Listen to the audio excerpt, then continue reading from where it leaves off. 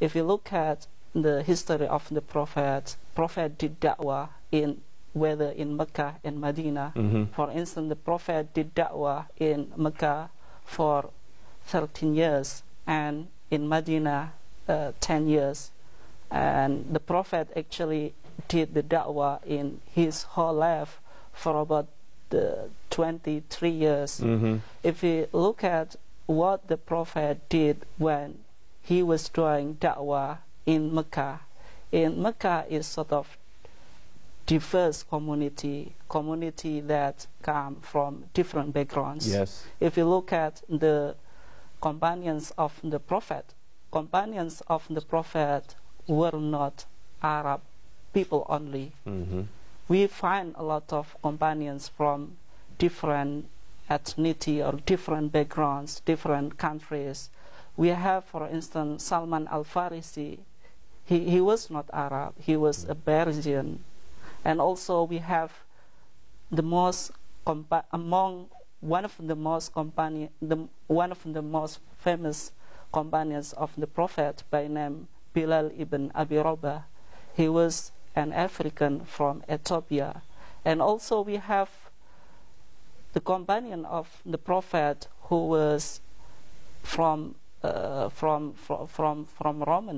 Yes. Yes. He was Suhaib Arumi. So in the time of the Prophet, we have many companions from different countries, and they were united in the name of Islam, and they respect to each other, and the Prophet successfully established the first brotherhood in the history of his da'wah. And then he was moving to Medina, the second time of the prophetic da'wah. In Medina, because the people of Mecca were immigrating to the Medina, so the first thing that the Prophet did is to make brotherhood between immigrants or muhajirin and al-ansar, the helper, who is the people of Medina. Brotherhood in Medina was very strong, and actually this is the first thing that the Prophet did when he was staying in Medina, because muhajirun, they didn't have anything, because they were immigrants, like many Muslims who were emigrating to Europeans right now. So they didn't have anything. Right. If you take the example, for instance, there was one of the companions of the Prophet by name Abdurrahman bin Auf.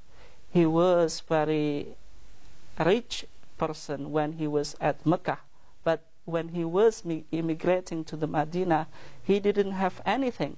And one of Medinian people by name Su'ad ibn Rabi, he gave him half of his wealth, and then Abdurrahman bin Auf was trying to trade, was trying to make business, and then he was very successful.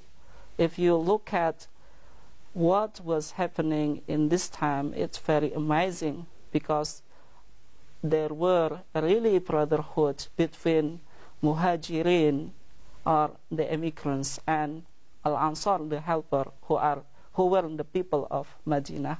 I mean, it's very interesting lesson that we can learn from the history of the Prophet, whether when he was at Medina and also when he was at Mecca. When I listen to you, Brother Luqman, talk about the history of the early times in Islam, it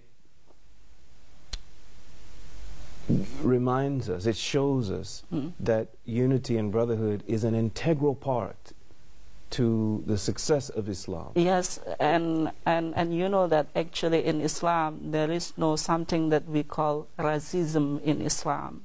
Right. Yes. No racism. Yeah, yes. That's right. Yes. How else could you unify all of humanity? I mean, if Islam truly is a religion revealed by the Lord of the universe, the creator of life, then certainly it has to have these components, these very important parts, such as